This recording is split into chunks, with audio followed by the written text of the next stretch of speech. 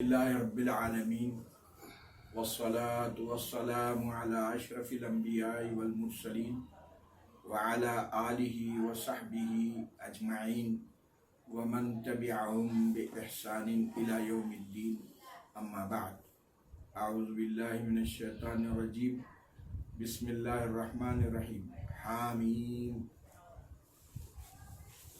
انا انزلناه فی لیلۃ مبارکۃ انا کنا منذرین امرا من عندنا فیہا یفرق کل امر حکیم۔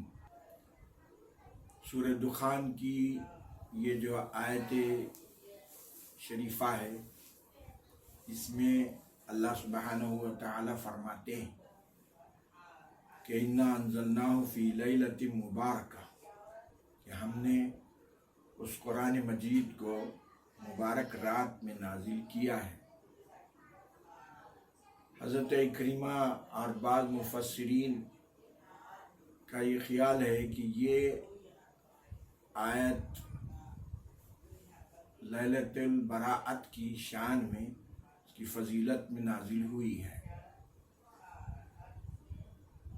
بعض علماء نے اس کی توجیہ اچھی بھی کی ہے اور فرمایا کہ لیلۃ البراءت میں قرآن مجید کے نازل کرنے کی تجویز ہوئی، اور لیلۃ القدر میں اللہ تعالیٰ نے اس کو آسمان دنیا پر نازل فرمایا، اور پھر وہاں سے 23 سال کی مدت میں قرآن مجید تھوڑا تھوڑا نازل ہوا۔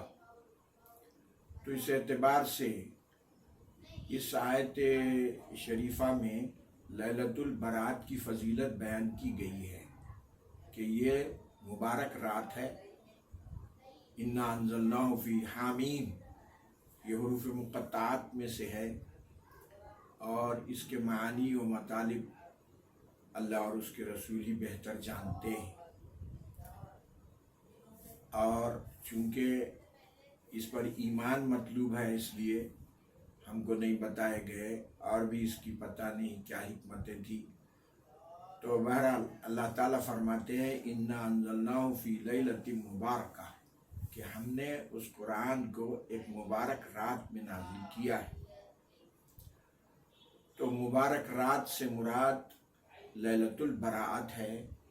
حضرت اکرمہ اور دیگر مفسرین کا یہ خیال ہے، اور پھر حضرت عائشہ کی روایت حدیث جو مشکات میں جس کو روایت کیا گیا ہے، فرماتی ہے کہ میں نے رسول پاک صلی اللہ علیہ وسلم کو ایک رات اپنے بستر پہ نہیں پایا، تو میں حضور کی تلاش میں بقی تک گئی، اور جب میں نے دیکھا کہ حضور آسمان کی طرف چہرے مبارک اٹھارے اور دعا میں مشغول ہیں، تو میں نے پوچھا اللہ کے حضور نے فرمایا عائشہ تم جانتی ہو کہ یہ کیا رات ہے؟ تو میں نے کہا اللہ کے رسول فرمائیے کہ یہ کیا رات ہے؟ تو آپ نے فرمایا کہ یہ لیلۃ البراءت ہے، یعنی چھٹکارے کی رات ہے۔ آج کی رات اللہ تعالیٰ بنی کلب کے بکریوں کے بالوں سے بھی زیادہ لوگوں کی مغفرت فرماتا ہے۔ بنی کلب ایک قبیلہ تھا جو مدینہ منورہ میں بکریاں زیادہ ہونے کی وجہ سے وہ لوگ باہر گئے تھے، اور باہر مدینہ منورہ کے انہوں نے قیام اس لیے کیا تھا کہ ان کی بکریاں بہت زیادہ ہو گئی تھی، اور مدینہ میں وہ ان کی رکھنے کی گنجائش نہیں تھی۔ تو اس سے اب اندازہ لگائیے آپ کہ کتنے لوگوں کی مغفرت ہوتی ہوگی۔ ایک بکری کے بال گننا مشکل ہے، بلکہ ایک بکری کے بال تو کجا، ایک بکری کے بال اگر ہم مٹھی میں لے لیں تو اندازہ لگائیے کہ وہ گننا مشکل ہے اس کا، تو پھر ایک بکری کے بال کتنے ہوں گے، اور پھر بنی کلب کے بکریوں کے بال پورے بکریوں کے کتنے ہوں گے۔ یعنی اس کا مطلب یہ ہے کہ بے اندازہ گناہ گاروں کو آج کی رات اللہ تعالیٰ ان کی مغفرت فرماتے ہیں۔ جو مغفرت چاہتے ہیں اللہ تعالیٰ سے تو اللہ ان کی मग़फ़रत फरमाते हैं। ये कितनी अच्छी बात है। और हज़रत अली रज़ी अल्लाह तआला अन्हु की भी रिवायत है कि अल्लाह सुब्हानहू व तआला लैलतुल बरात में गुरूब आफ्ताब ही से आसमान दुनिया पे नुज़ूल फरमाते हैं, यानी अल्लाह की रहमत नाजिल होती है। अल्लाह सुब्हानहू व तआला खुद नाजिल नहीं होते, वो तो हर जगह मौजूद हैं, लेकिन अल्लाह की रहमत मुतवज्जे होती है। उसको इस तरह बयान फरमाया गया है कि मगरिब ही से तुलू गुरूब आफ्ताब ही के साथ अल्लाह की रहमत मुतवज्जे होती है और निदा दी जाती है कि हल मिन मुस्तगफिरिन युस्तगफरु, है कोई अपने गुनाहों की माफ़ी चाहने वाला कि जिसको माफ़ किया जाए। हल मिन मुस्तरज़िकिन युस्तरज़क़ु, है कोई तलबगार रिस्क जिसको रिस्क दिया जाए। है कोई आदमी जिसको शिफा बख्शी जाए। है कोई बीमार जिसको बीमारी से शिफा दी जाए। है कोई मुब्तलाए परेशानी जिसको परेशानी से नजात दी जाए। ये निदा फरिश्ता सुबह सादिक तक देते रहता है। तो बुजुर्गों और दोस्तों, अजीज साथियों, तलबा और तालिबात और अहले ईमान, मर्द व ख़वात हज़रात, ये मौका अच्छा है अब हमारे लिए। अल्लाह सुब्हानहू व तआला ने बाज़ दिनों पे फजीलत दी है। चुनांचे जुमा का दिन दूसरे अय्याम से अफजल है, और इसी तरह बाद महीनों पे फजीलत दी है। चुनांचे रमज़ान का महीना दीगर महीनों से अफजल है, बाद रातों पे फजीलत। चुनांचे लैलतुल क़द्र, लैलतुल बराअत दूसरी रातों से अफजल है। तो और एक सात दूसरी सात से अफजल है। तो अल्लाह सुब्हानहू व तआला ने हमको ये मौका इनायत फरमाया है अब। और फिर ये कि हम ये समझ के दुआ करें, इबादत करें कि आइंदा साल हमको मौका मिलेगा या नहीं मिलेगा, ये रात हमको आइंदा मिलेगी या नहीं मिलेगी। इस फिक्र के साथ जब हम अल्लाह की इबादत में लगे रहें और दुआ में मसरूफ़ रहें तो हमारी बलाएं दफ़ा हो सकती है, हमको सवाब मिल सकता है, हमको अजर मिल सकता है, हमारी किस्मत बदल सकती है, हमारे हालात बेहतर हो सकते हैं। ये जो वबा और बला आई हुई है, इससे कायनात को नजात मिल सकती है। ये बेहतरीन मौका है कि हम लोग इससे फ़ायदा उठाएं। अल्लाह सुब्हानहू व तआला हमारी दुआओं को कबूल करे और हमारे जो हालात है अल्लाह सुब्हानहू व तआला इनको इसमें हमको सुकून नसीब फरमाए। बहुत सारे लोग इसका गलत इस्तेमाल कर रहे हैं और बहुत सारे लोग ये समझते हैं कि सिर्फ जागने की रात है ये। चुनांचे उर्दू में इसका नाम जागने की रात भी है। तो बहुत सारे लोग जो है बजाय इबादत करने के होटलों में इधर उधर खेलने क्रिकेट में फ़कत जागते रहते हैं और ये समझते हैं कि ये गलत है।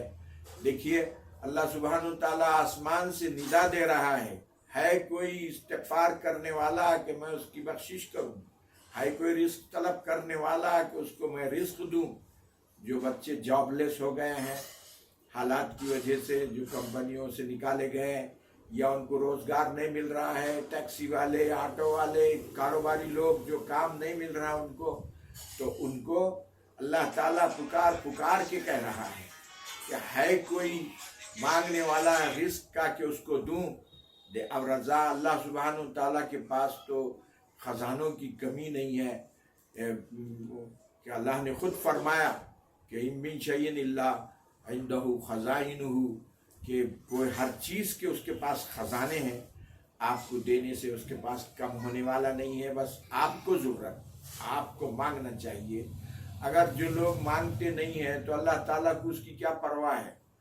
लौला ला याबउ बिकुम रब्बी लौला दुआउकुम, अगर तुम नहीं मांगेंगे तो अल्लाह को क्या पड़ी तुम्हारे से। तो बहरहाल इस रात का हमको फ़ायदा उठाना चाहिए और अल्लाह सुब्हानहू व तआला से मग़फ़रत, इस्तिग़फ़ार, दुआएं करना चाहिए आजिज़ी इंकिसारी से के साथ, यकीन के साथ। और फिर दुआ करने के लिए जो है मुबारक औक़ात भी होते हैं। کہ ان میں دعا قبول ہوتی ہے. جیسے نمازوں کے اذان سے لے کے نماز تک کا جو وقت ہے اس میں دعا قبول ہوتی ہے. جمعہ کے دن دعا قبول ہوتی ہے. اسی طرح لیلۃ القدر میں دعا قبول، اسی لیلۃ البرات میں دعا قبول ہوتی ہے. تو اب یہ مبارک رات ہے، اس میں دعا کی قبولیت کا ہم کو موقع ہے. ہم اس میں دعاؤں میں مشغول رہیں، اپنی اولاد کو، بچوں کو سکھائیں اور ان کو کھیلنے نہ دیں اور ایک ماحول بنائیں. آپ مسلسل عبادت کے بجائے اس میں سو بھی سکتے ہیں اور تہجد کے وقت اٹھے اور پھر اس میں عبادت کریں. صلاۃ التسبیح بھی آپ پڑھ سکتے ہیں اس میں. چنانچہ حدیث پاک میں آیا ہے کہ غالباً حضرت علی رضی اللہ تعالیٰ عنہ سے حضور نے فرمایا کہ صلاۃ التسبیح جو ہے آدمی روزانہ پڑھے، اور اگر یہ نہیں ہوتی ہے تو کم از کم ہفتے میں ایک مرتبہ پڑھے، جمعہ کے دن ہو. یہ بھی نہیں ہے تو کم از کم مہینے میں ایک مرتبہ. یہ بھی نہیں ہو سکتا کم از کم سال میں ایک مرتبہ. یہ بھی نہیں ہوا تو کم از کم عمر میں تو ایک مرتبہ صلاۃ التسبیح پڑھیں. اس کی اتنی فضیلت ہے تو لہٰذا صلاۃ التسبیح پڑھیں سکتے ہیں، تلاوت کر سکتے ہیں.